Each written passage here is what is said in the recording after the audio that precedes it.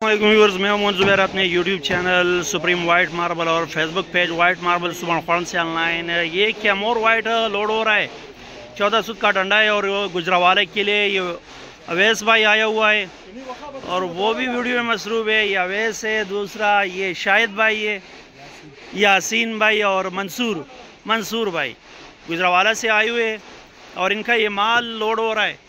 बहुत खूबसूरत डंडा है, वाइट में, कैमोर वाइट में। तो कैमोर में मतलब आपको जोन सी भी वैरायटी चाहिए वो हमारे पास अवेलेबल है।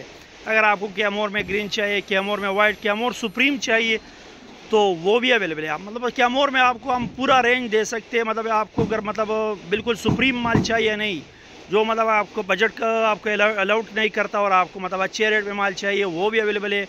सुप्रीम से लेकर सारा मतलब जितनी भी वैरायटीज़ है कैमोर की हमारे पास अवेलेबल है। ये गुजरावाले के लिए लोड हो रहा है कैमोर वाइट।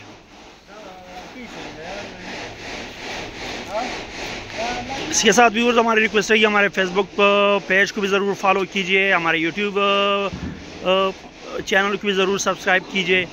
और आपको मतलब इसके अलावा कैमोर के अलावा अगर आपको ज़ियारत में चाहिए तो वो भी हमारे पास अवेलेबल है। मतलब ज़ियारत में जितना भी आपको चाहिए, करेड़ वाइट में चाहिए, सारा हमारा भी करेड़ का डंडा पड़ा हुआ है।